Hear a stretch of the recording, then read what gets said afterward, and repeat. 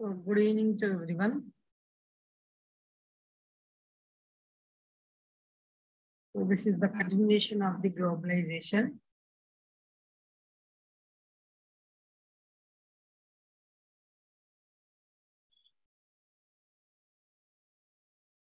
So now our political is over and economic globalization. So here the focus is on the integration of international financial markets and the coordination of financial exchange.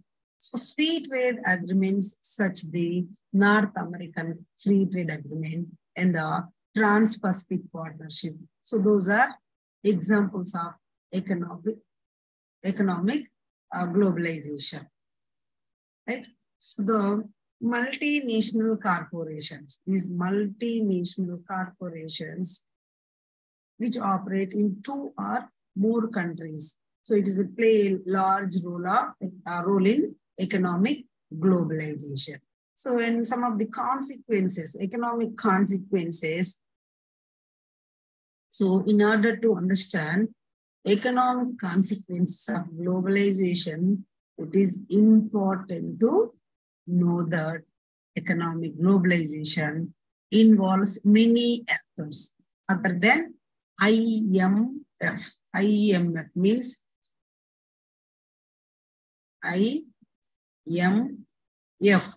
It is the International Monetary Fund and WTO, World Trade Organization.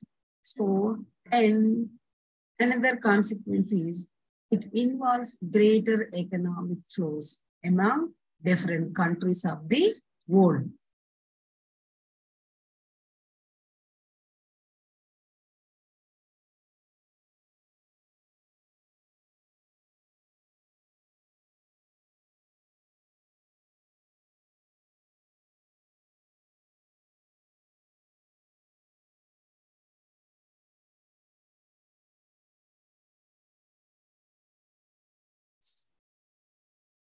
So some of this voluntary and some forced by international, institutional, and powerful countries. And also, third one is globalization. It has involved greater trading commodities across the globe, as it has reduced the imposing of restrictions on the imports of one country on another, right? And also fourth one is economic globalization. So economic globalization has created an intense division of opinion all over the world.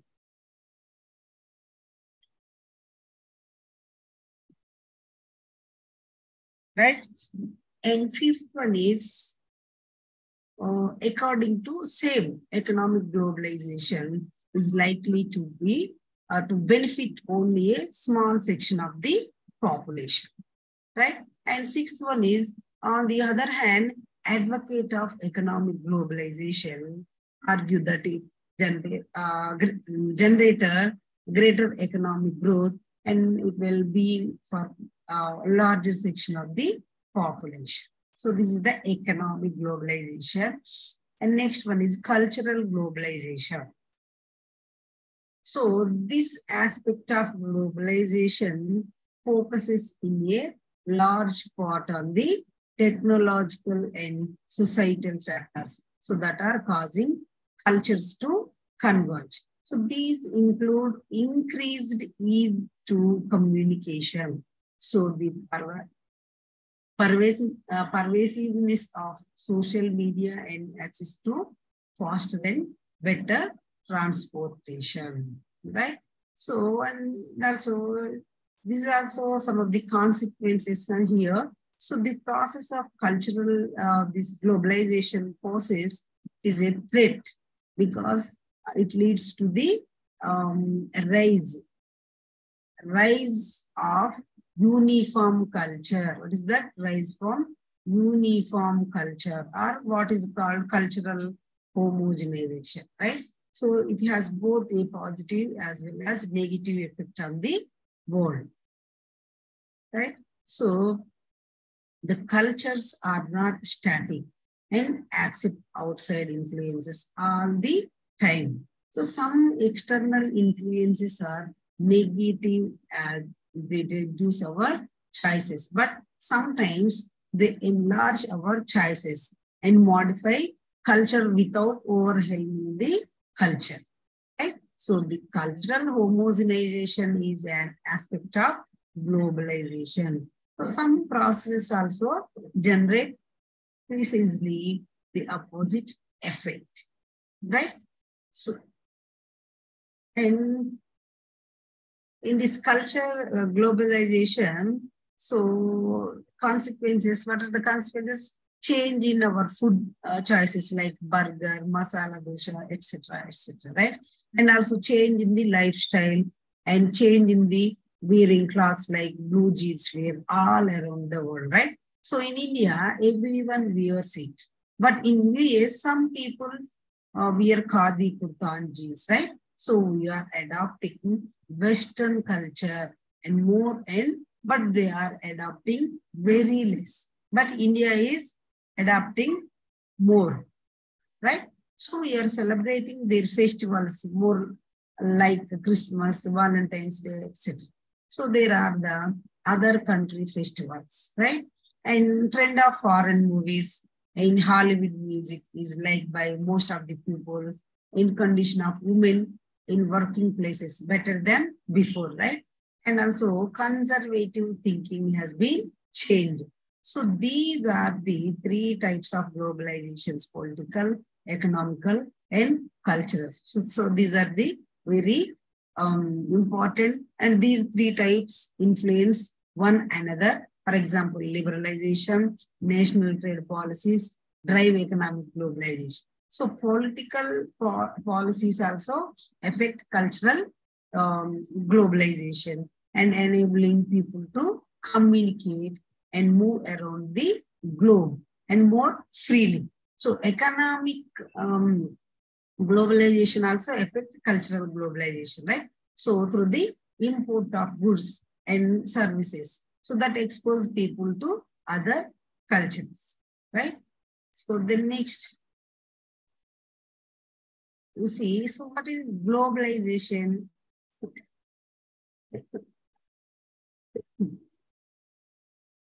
So globalization, it means integrating the economy of the country with the whole economy. So examples of globalization, multinational corporations, right? So here, you see here, some examples, McDonald, right?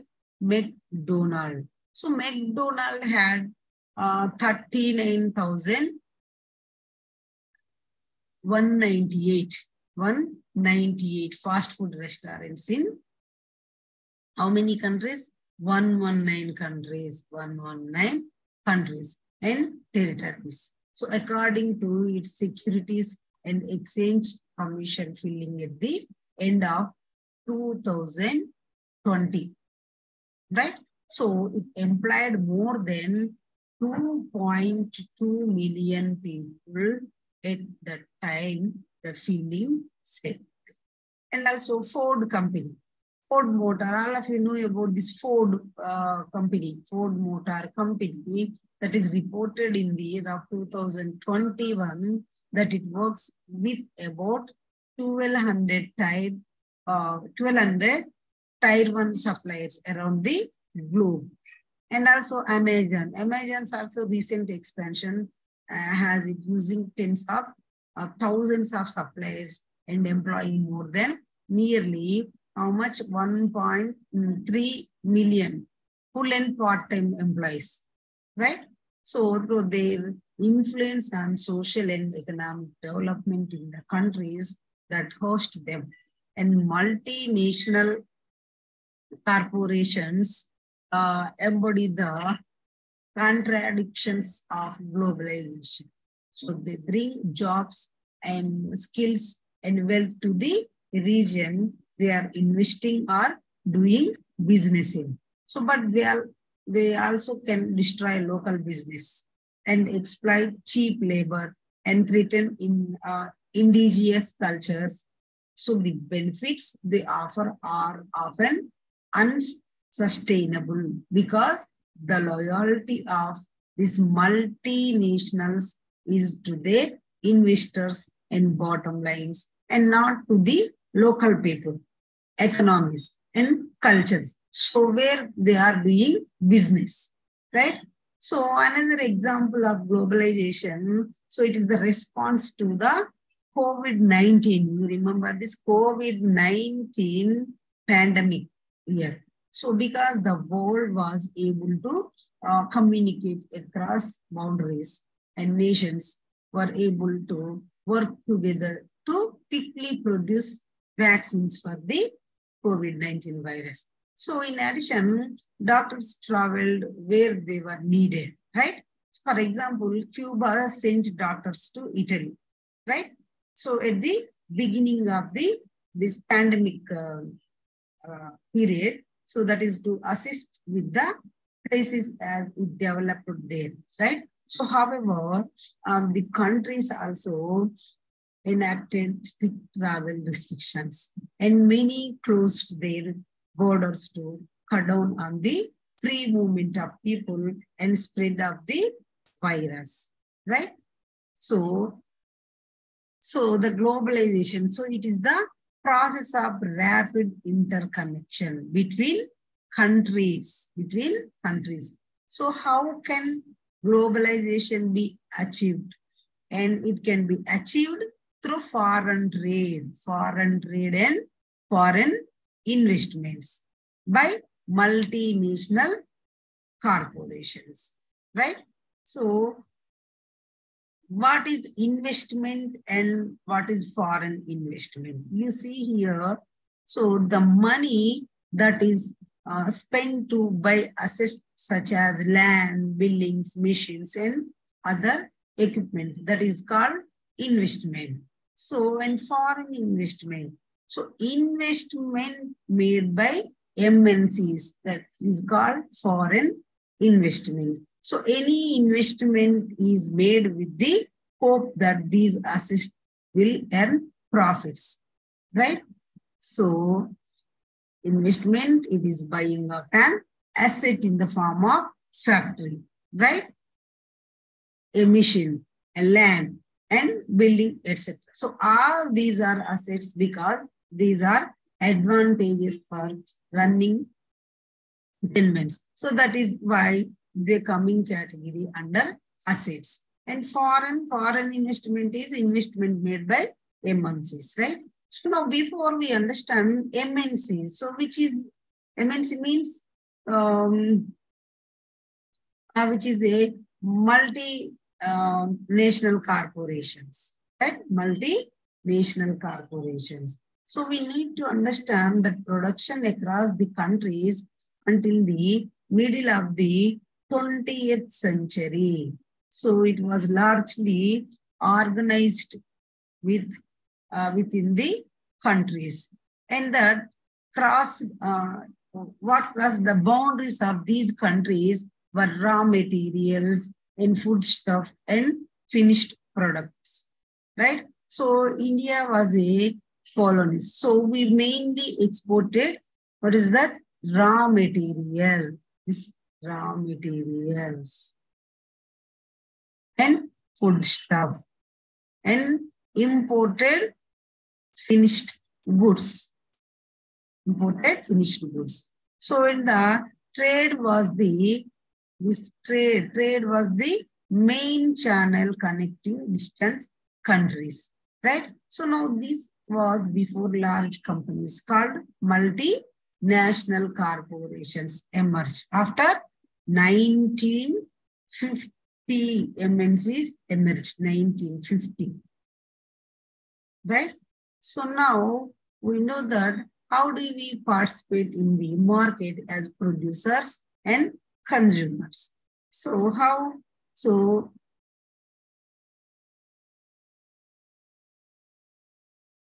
you see here how as producers of goods and services, we could be working in any of the sectors like agriculture, industry, services, right? As consumers, we participate in the market when we purchase goods and services that we need, right? You see, now, once again, we come back to the question, what is MNC?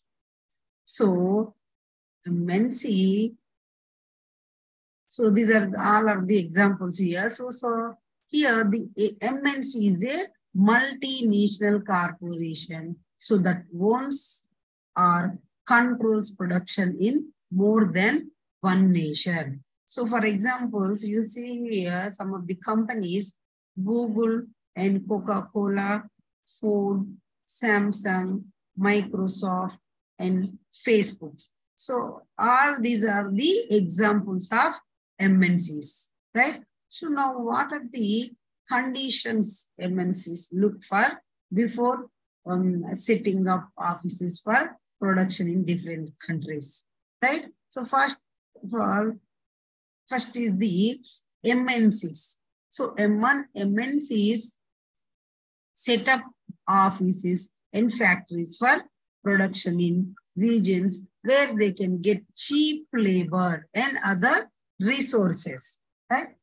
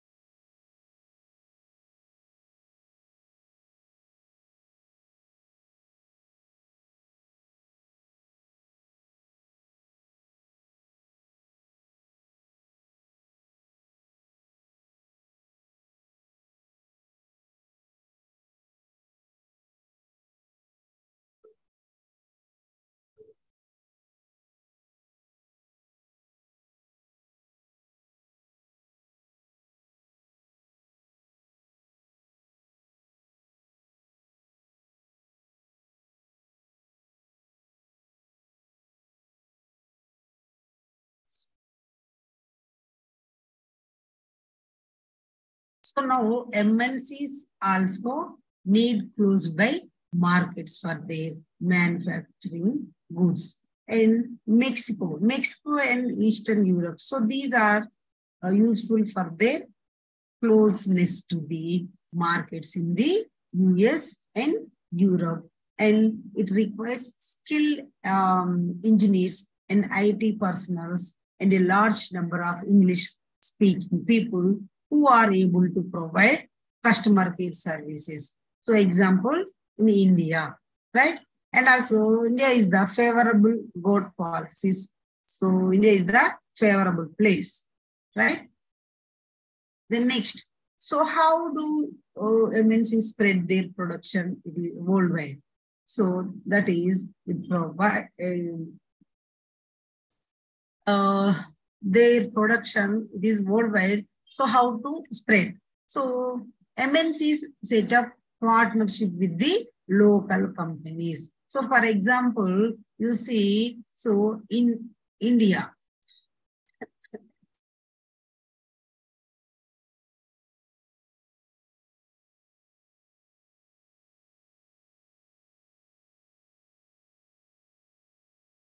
right?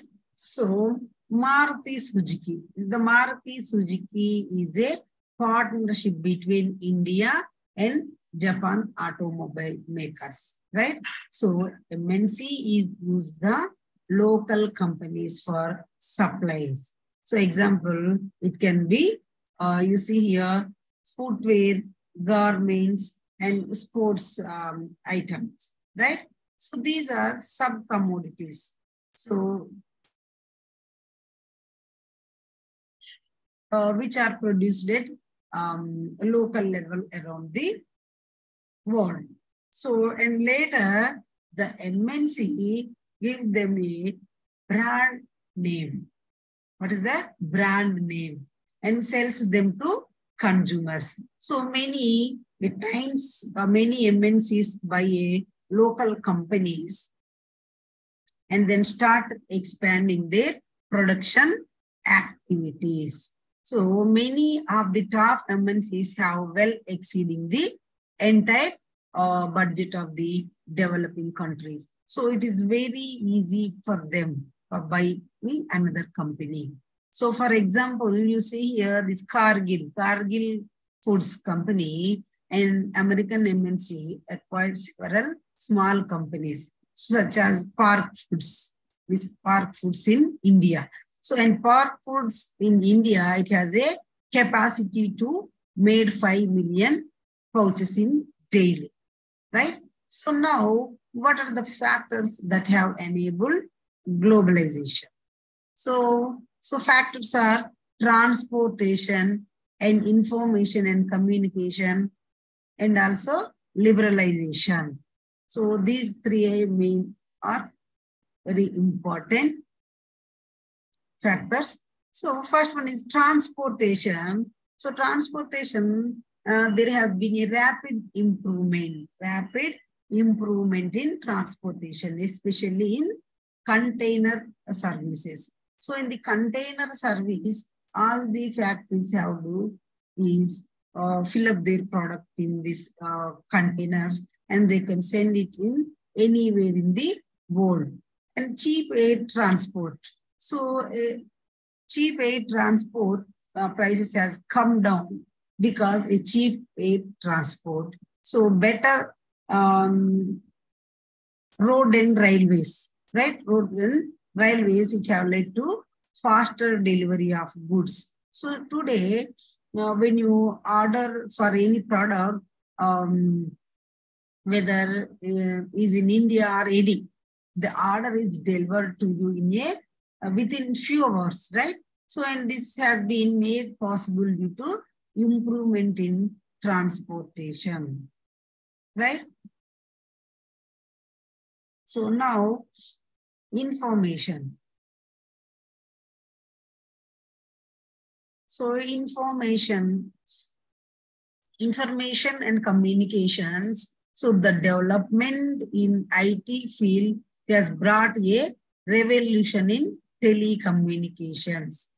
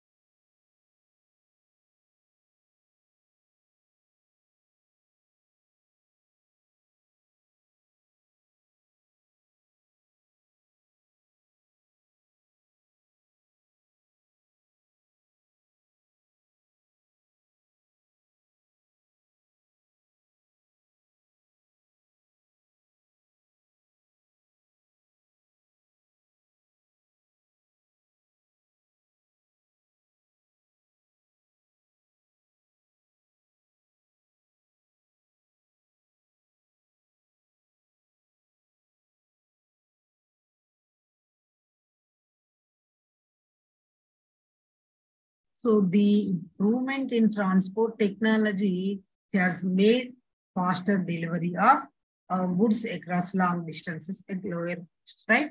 So the next, um, information and communication technology, right? So it is like a computer, internet, and telecommunication has developed.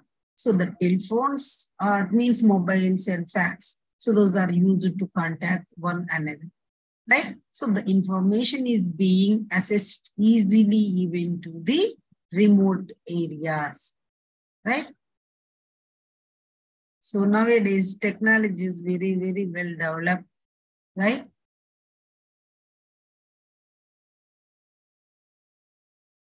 And liberalization. So liberalization, so the removing barriers are restrictions set by the government is known as liberalization. So impacts of liberalization, so first one is competition, right? So competition would improve the performance of producers within the country. And second one is trade barriers. Trade barriers on foreign trade and foreign investment were removed to a large extent. So this means that goods could be imported and exported easily, right? So trade barrier means trade barriers are the restrictions set by government on international trade governments. It can use trade barriers to increase or decrease. So foreign trade and to decide what kinds of goods and how much of each should come into the country. So examples you see here are tax and imports and quotas and embargoes. That is complete ban, right? So these are very important. So now,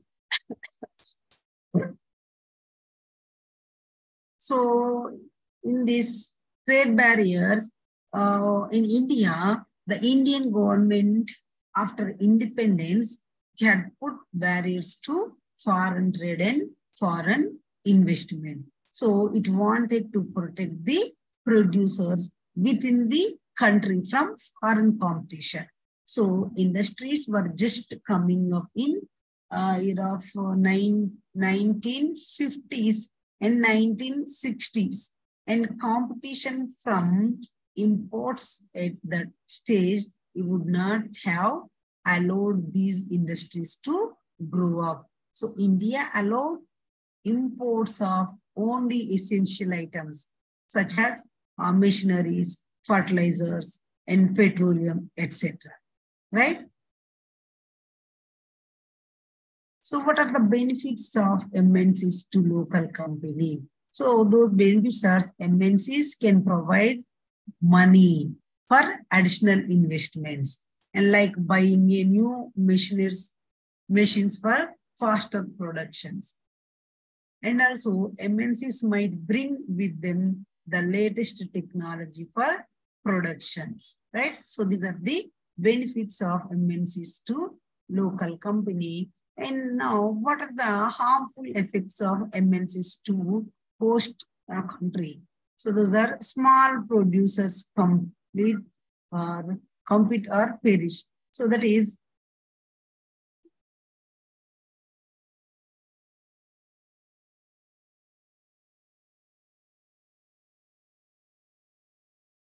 MNCs have posed a major challenge for a large number of small producers and workers, and also batteries, tiles, day products, and vegetables, oil. So those are some of the industries that are badly affected due to stiff competition from MNCs. And also several of the units shut down, rendering many workers jobless, right? Harmful effects MNC and uncertain employment. So in order to maximize the profit of MNCs look for a location with minimum labor costs. And also most employees these days prefer to employ workers on temporary basis only, right? So this has changed the lives workers and their jobs are no longer secure, right? And also the condition of employment. So this is also the one of the effect. So conditions, terms and conditions, all of you know about the terms and conditions. So workers also have to put in very long working hours and night shifts, work night shifts. And wages are low and workers are forced to work overtime. So this is also very harmful effect. And the workers are denied their fair share of benefits and no longer get the protection. And the examples you see here, the Indian government exports industry often deny their workers their fair share of benefits, right? These are some of the harmful effects of MNCs to host country. So the next, now, how it has globalization has been advantageous to both the producers as well as the consumers in India. So to producers, so several of the top Indian companies which have been able to benefit from the increased competition. And they have invested in newer technology and production methods also. And also they have gained from successful collaborations with foreign companies. And globalization helped in the development of IT sector. So this is also very important. And good quality products are being produced at lower prices, right? So producers, this one, and to consumers, so there is greater choice before consumers who can enjoy improved quality and lower prices for several products. And nowadays, people they enjoy much higher standards of living than it was possible easier, right? Sorry, earlier. And SAGE. So what is the SAGE?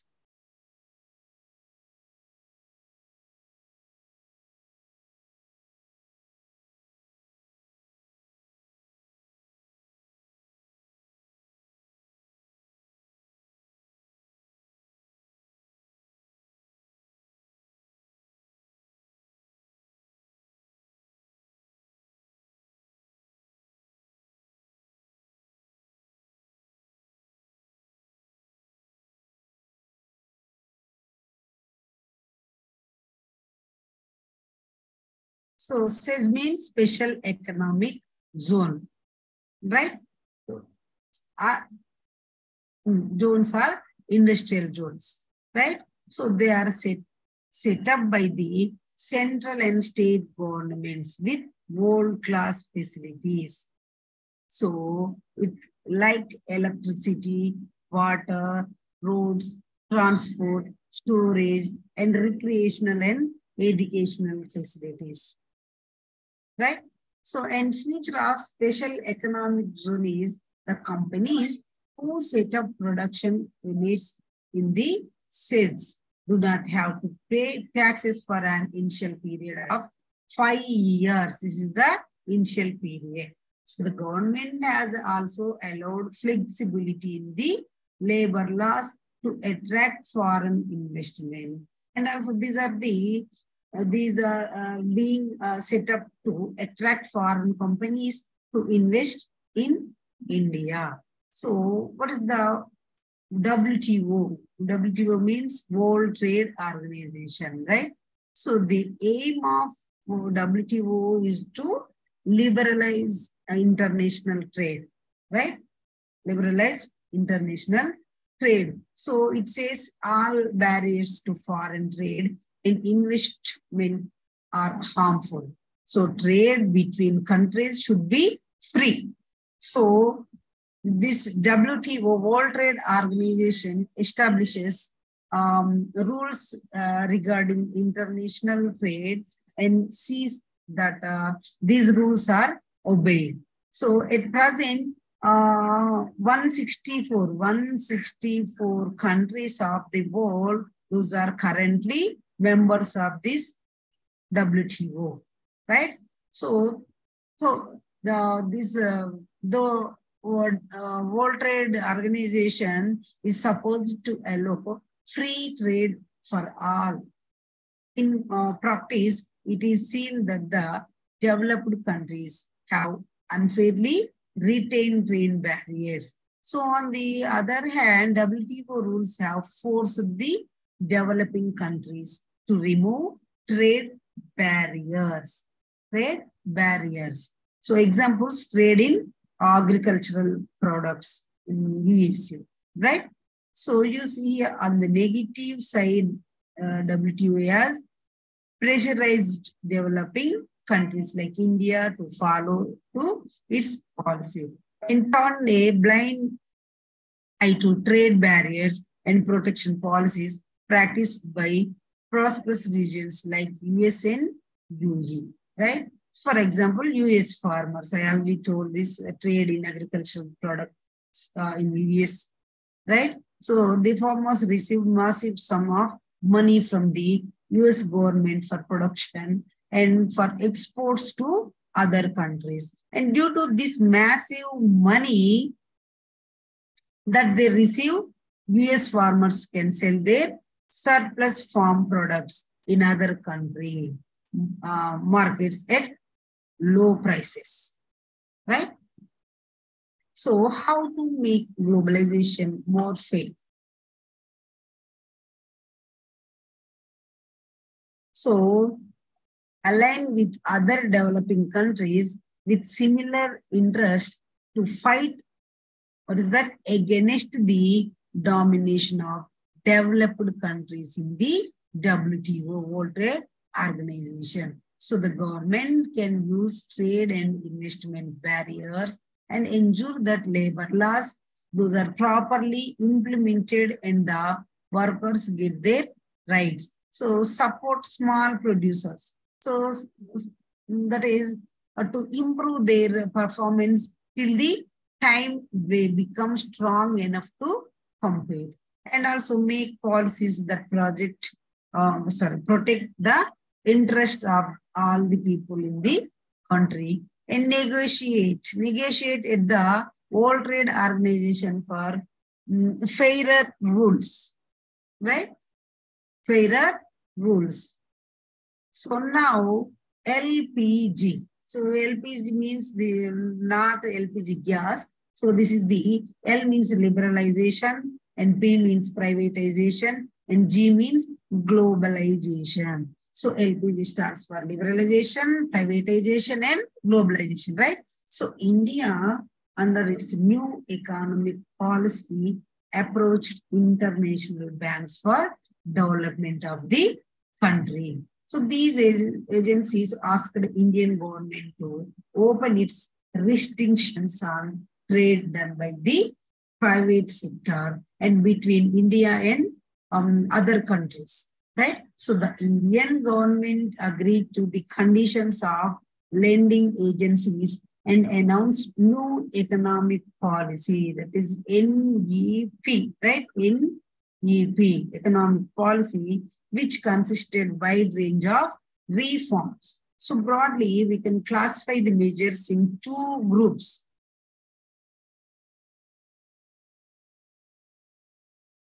So this is the changes in policy you see here. So the policy, the government decided that the time which had come for Indian producers to compete with producers around the globe. So, and it felt that competition would improve the performance of producers within the country. And this would benefit consumers who would have more varieties of goods to choose from. So this decision was supported by powerful international organizations like WTO. right? So these measures were undertaken to correct the inherent weakness. So that has developed imbalance of payments and control the inflation. So the various long-term structural reforms were categorized like these LPG. So collectively, they are known by their acronym LPG, right? So the balance of payment is the system of recording the economic transactions of a country with the rest of the world over a period of 1 year, right? So when the general prices of goods and services, those are increasing in an economy over a period of time. So the same situation is called inflation. Inflation, F-L-A-T-A-O-N. So let's understand what is now each terminology in details. First one is what is liberalization. So liberalization, so the basic aim of liberalization, it was to put an end to those restrictions which became hindrances in the development and growth of the nations. So the loosening of government control in a country, and when private sector companies start working without or with fewer restrictions, and government allow private players to expand for the growth of the country, depicts liberalization in a country. So what are the objectives of liberalization policy? So that is to increase competition amongst domestic industries and to encourage foreign trade with other countries with regulated imports and exports, and enhancement of foreign trade capital and technology, and also to expand global market frontiers of the country and to diminish the debt burden of the country. So this is the liberalization. And then next, privatization. So this is the second of the three policies of LPG. It is the increment of the dominating role of private sector companies and the reduced role of public sector companies. So in other words, it is the reduction of ownership of the management of a government-owned enterprise. So the government companies can be converted into private companies in two ways. So that is by disinvestment, and by withdrawal of governmental ownership and management of public sector companies, right? So forms of privatization, first one is denationalization or strategic sale. So when 100% government ownership of productive assets that is transferred to the private sector players. So the act is called denationalization, right? And partial privatization or partial sale. So when private sector owns more than how much? 50%, right? So 50%, but less than 100 ownership in a previously constituted public sector company by transfer of shares. So it is called partial privatization. So here the private sector's owners the majority of shares, right? So consequently, the private sector possesses substantial control in the functioning and autonomy of the company. So now third point is deficit privatization or token privatization. So what is that deficit privatization? So when the government disinvestment its share capital to an extent of 5 to 10% to meet the deficit in the budget. So that is termed as deficit privatization. So objective of these privatizations, So those are improve the financial situation of the government and reduce the workload of public sector companies and raise funds from disinvestment and also increase the efficiency of government organizations and provide better and improved goods and services to the consumer. So create healthy competition in the society and encouraging foreign direct investments in India. So that is called FDI, foreign direct investment.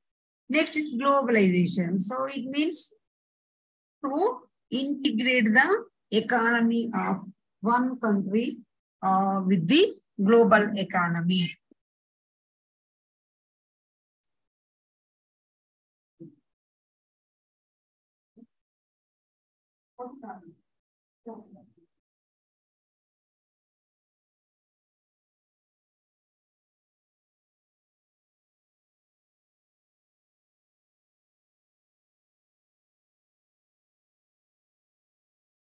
So during globalization, the main focus is on foreign trade and private and institutional foreign investment.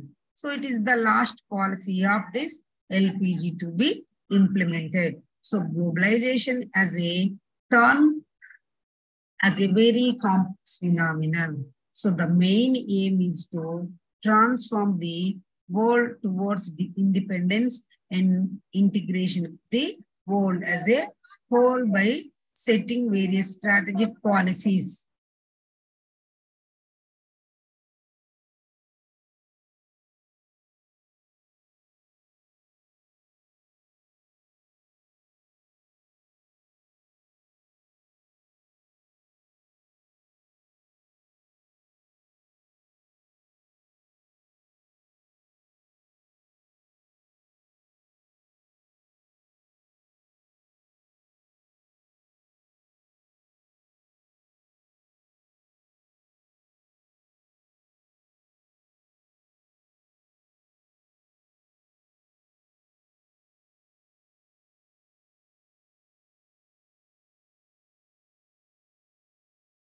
So the globalization is attempting to create a borderless world. So wherein the need of one country can be driven from across the globe and turning into one large economy.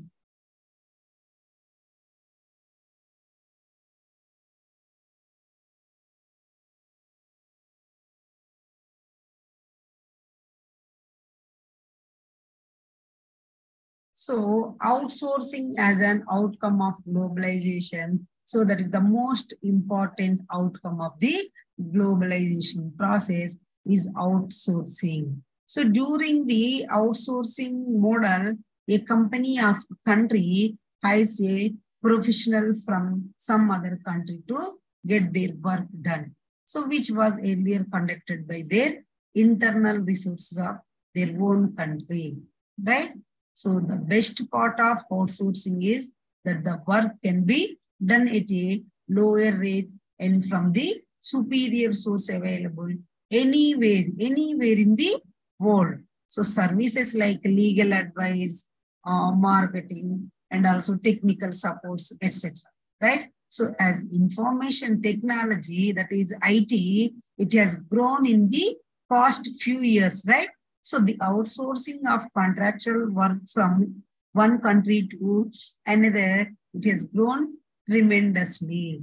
So as a mode of communication, it has widened, widened their reach, and all economic activities have expanded globally. So various business processes outsourcing companies are call centers, so which have their model of voice-based business process have developed in India. So activities like accounting and bookkeeping services and clinical advice, and also some of the banking services or even educational. So these are being outsourced from developed countries to India, right? So most important advantage of outsourcing is that big multinational corporate, right?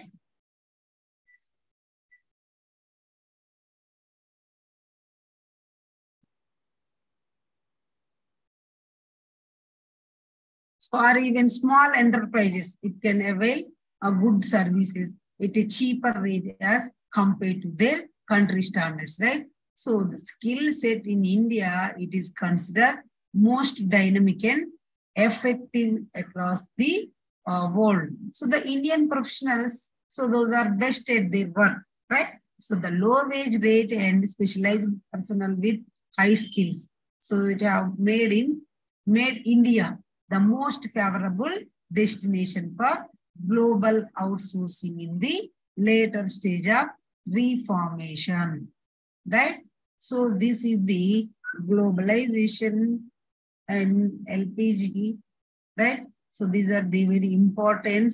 And now you see India and globalization. So you see India is one of the countries, so that succeeded significantly after the initiation and implementation of globalization. So the growth of foreign investment in the field of corporate, retail, and the scientific sector is enormous in the country, right? So I already told about this. So these are the social cultural impact and psychological impacts on India. So this is the globalization, right?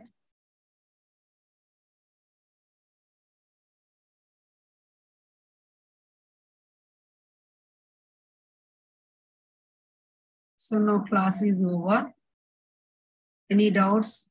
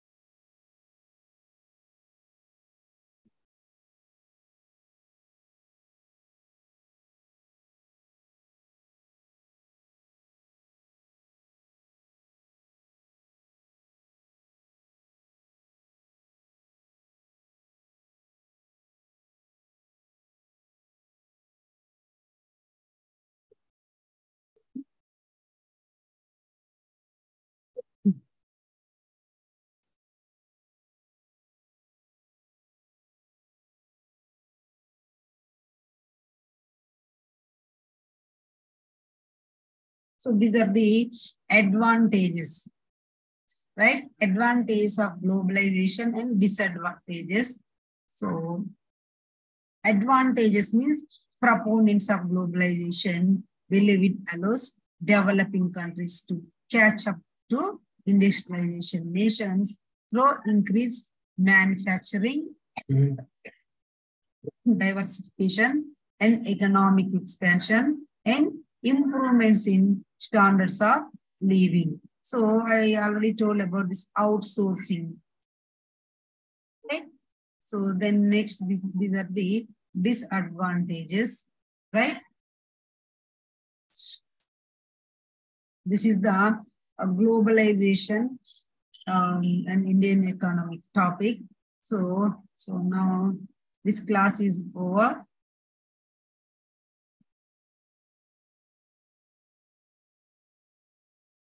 So I can stop here.